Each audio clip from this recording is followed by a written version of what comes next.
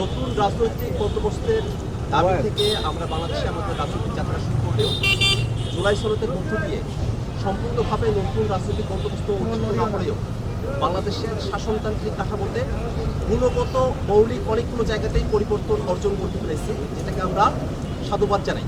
বাংলাদেশের রাজনৈতিক দলগুলোর সকলে ঐক্যমতের ভিত্তিতে যে বিষয়গুলোতে বাংলাদেশের শাসনতান্ত্রিক কাঠামোতে পরিবর্তনের জন্য করেছেন, নতুনভাবে বাংলাদেশ রাষ্ট্রপতি সাজাবার অধিকার ব্যক্ত করেছেন, সেটাকে আইনগত ভিত্তি দেওয়ার দাবি আমরা জানিয়েছিলাম।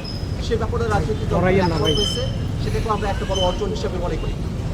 এই জুলাই সনদের আইনি ভিত্তি দেওয়ার বিষয়টাকে সরকার এখনো পর্যন্ত তাদের তরফ থেকে আমাদেরকে আশ্বস্ত করেছেন এবং একটা আদেশ দিয়ে গণভোটের মধ্য দিয়ে এবং সামনের সংসদে একটা গাঠনিক ক্ষমতা দিয়ে পার্সিস্টেন্ট পাওয়ার দিয়ে সেগুলোকে টেকসইভাবে সংবিধানে অন্তর্ভুক্ত করার কথাও সরকারের তরফ থেকে ঐক্যমত্য কমিশনের তরফ থেকে আমাদেরকে জানানো হয়েছে।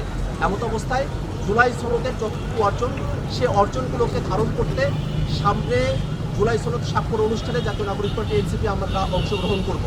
একই সাথে সরকার যেন জুলাই ঘোষণাপত্রের সময়টাতে ভিতরগতভাবে আলোচনার সময়টাতে যেমন একপেশে আচরণ করেছে, এক দলের হয়ে কথা বলেছে, জুলাই সনদ বাস্তবায়নের পদ্ধতির যে জায়গাগুলো এখনো পর্যন্ত সুনির্দিষ্ট হয় নাই, সেই জায়গাগুলোতে যেন সরকার কোনো দলের দ্বারা নির্ধারিত না হয়ে সরকার যেন জনগণের যে প্রত্যাশার জায়গা আছে সত্যিকারভাবেই জুলাই সনদকে আইনি ভিত্তি দেওয়ার ব্যাপারে সরকার কার্যকর ভূমিকা পালন করে, সে আহ্বান আমরা তাদের কাছে রাখতে চাই।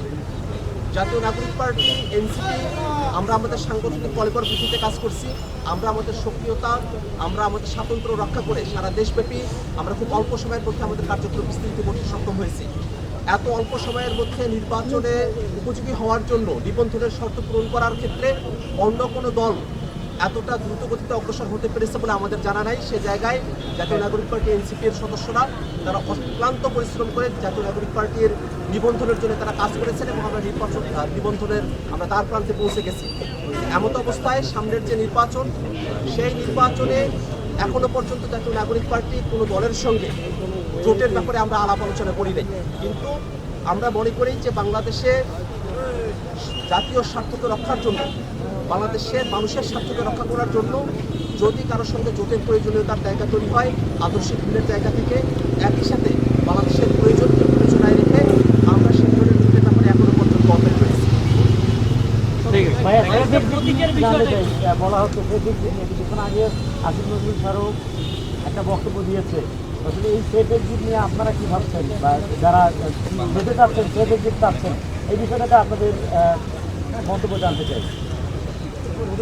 অন্তর্বর্তীকালীন সরকার গণঅভ্যুত্থানের মধ্য দিয়ে দায়িত্বপ্রাপ্ত হয়েছে সংস্কারকে সঠিকভাবে বাস্তবায়ন করা, বিচারকে একটা দৃশ্যমান পর্যায়ে প্রতিফলিত করা এবং সত্যিকারের একটা গ্রহণযোগ্য নির্বাচনের মধ্য দিয়ে ক্ষমতা হস্তান্তর করা। কিন্তু উপদেষ্টা পরিষদের দীর্ঘ সময়ের কার্যক্রম দেখে মনে হয় যে তারা স্বতন্ত্র ক্ষমতা হস্তান্তর করতে যেতে পারলে তারা বেশি যেন তেনভাবে ক্ষমতা হস্তান্তর করে সেফ এক্সিট নেওয়ার তাদের যে মানসিকতা, সেই জায়গাটাতে পরিবর্তন যাতে আসে, যাতে করে জনগণ তাদেরকে যে দায়িত্বের জন্য সেখানে অধিষ্ঠিত করেছেন সেই দায়িত্বে কোনো ধরনের ফাঁকিবাজি তৈরি না হয়, সেই দায়িত্বভাবে পালন করেন এবং এই দায়িত্বগুলো থেকে পলায়নপর মানসিকতা সেফ এক্সিট নিয়ে তারা শুধু ক্ষমতা হস্তান্তর করে দিয়ে তারা বেশি যাবেন, ব্যাপারটা এমন নয়। আমরা মনে করি শুধু ক্ষমতা যেনতনভাবে ক্ষমতা হস্তান্তর করার মধ্য দিয়ে উপদেষ্টারা যারা এই সরকার গঠন করেছেন তাদের দায়মুক্তি সম্ভব নয়। অবশ্যই বাংলাদেশের জনগণের পক্ষে গণঅভ্যুত্থানের মধ্য দিয়ে তারা যে ম্যান্ডেট প্রাপ্ত হয়েছে সেই সব কিছুকে পুঙ্খানুপুঙ্খভাবে বাস্তবায়ন করার মধ্য দিয়েই তারা তাদের সেফ এক্সিট পেতে পারে। ঠিক আছে, ওকে।